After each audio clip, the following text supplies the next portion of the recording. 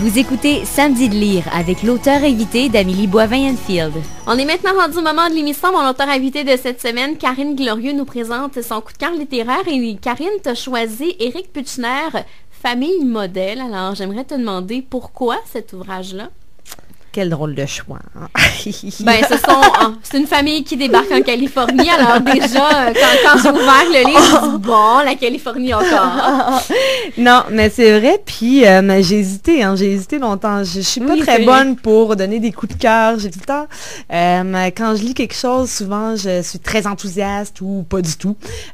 Puis après ça, je vais dans autre chose. Je suis jamais capable de répondre à la question quel est votre auteur préféré ou quel est votre livre préféré à vie. Mais ce livre-là, c'est sûr que c'est un livre qui m'a marqué, puis qui m'a habité longtemps. Un signe qui fait qu'on aime beaucoup un livre, je pense, c'est que quand on lit un livre et qu'on se dit « Ah, j'aurais aimé ça écrire un livre comme celui-là ». Mais ceci dit, tout à l'heure, on parlait des choses qui étaient sombres. C'est quand même un livre, on en parle comme d'une tragicomédie. Il y a des aspects très, très comiques dans ce livre-là, surtout au début. Mais ça devient assez rapidement tragique. Puis, c'est un livre qui est dur. Mais ce qui m'a intéressé particulièrement dans ce livre-là, c'est tout le rapport qu'il y a entre justement les différents membres de la famille.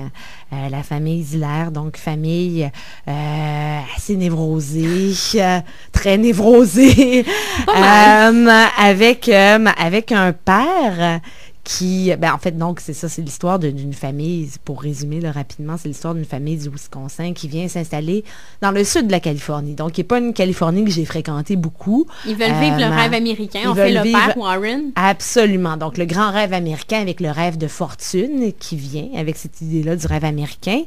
Et puis, finalement, ça se passe pas du tout comme prévu. Mais vraiment pas du tout. Et dès le départ, en fait, on sent qu'il y a quelque chose de très, très lourd qui porte en lui, un fardeau. Il y a un mensonge dans cette famille-là. Il y a quelque chose qui ne sort pas. Et puis, il le dit, là, dès les premières pages du livre, il dit, s'il faut que je mente à ma famille pour pas menacer la petite bulle de sécurité que je leur ai procurée ici, eh bien, je mentirais à ma famille. Puis donc, dès le début, on sent qu'il y a une catastrophe qui s'en vient. Là, on se dit, OK, ça ne marchera pas. Mais ce qui est intéressant, c'est que, bon, évidemment, la catastrophe est vraiment pire que ce qu'on avait pu imaginer.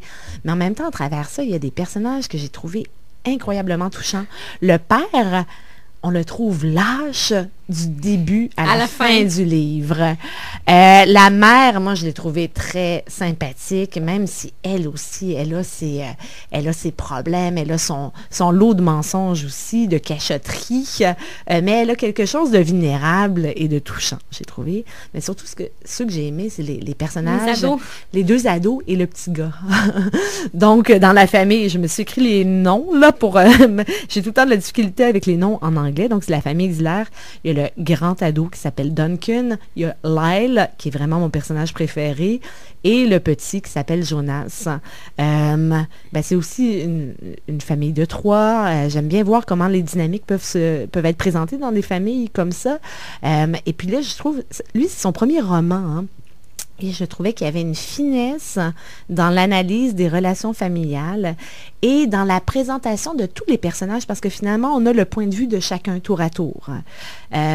Puis donc, des gens qui les entourent aussi. Oui, mais surtout des membres de la famille. Donc, Lyle, qui est une adolescente, elle ressemble probablement pas du tout à l'auteur, mais il décrit tellement bien l'adolescence. Puis cette jeune fille-là, je sais pas si, je pense qu'on n'aura peut-être pas le temps de lire un passage, mais j'ai souligné plein de bouts avec elle parce que c'est la fille qui arrive dans la Californie, qui correspond pas du tout au modèle corporel envié par tout le monde. Elle est blanche, comme c'est pas possible.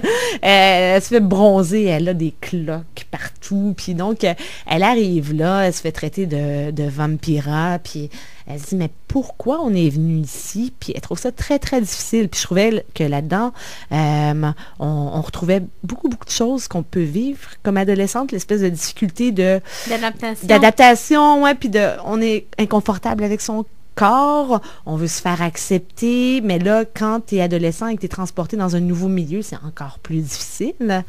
Et même son frère, qui est le beau gars qui lui arrive, il se met au surf tout de suite, ça va bien, il part un groupe de musique avec des amis, il se dit que la Californie, c'est fait pour lui. Même lui qui a quand même une espèce d'insécurité qui l'habite, qui doit toujours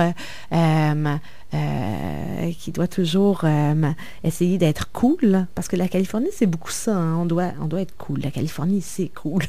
Puis donc, même lui, ce personnage-là, on voit que finalement, les choses vont pas se passer comme il pensait. Lui, il avait l'impression que ça serait simple, il avait l'impression qu'il avait trouvé sa place dans le monde, et c'est pour lui que ça va être finalement le plus dur et le plus cruel. Puis dans la dernière partie du livre, j'ai trouvé aussi que là, on finissait par aborder des choses très existentielles sur le fait que finalement, on peut vouloir prévoir.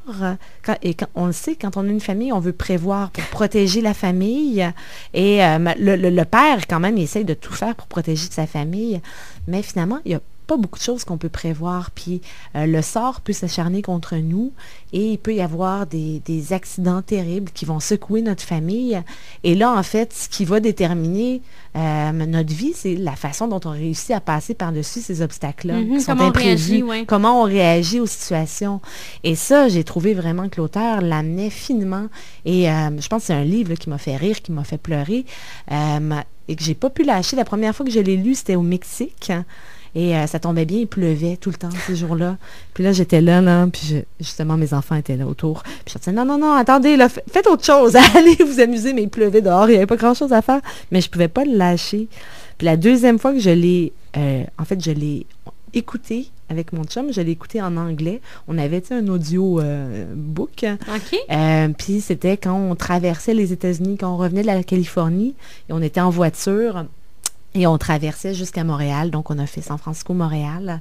Puis là, on l'a écouté, puis je trouvais que ça s'accordait très, très bien avec notre traversée de l'Amérique. Mais donc, c'est à chaque fois, j'ai trouvé la deuxième fois plus difficile parce que je savais ce qui s'en venait. Mais à chaque fois, j'ai trouvé ça très, très intéressant. Puis, je trouve que les personnages sont vivants. J'ai l'impression d'avoir vécu avec eux, là, de les avoir connus personnellement. Près de la réalité. Oui, très près de la réalité. Ben merci, Karine Glorieux, pour ce beau coup de cœur. On rappelle le titre, Famille modèle de Éric Putschner. On se reparle dans les prochains instants. Moi, je te présente des ouvrages que j'ai lus cette semaine. Super.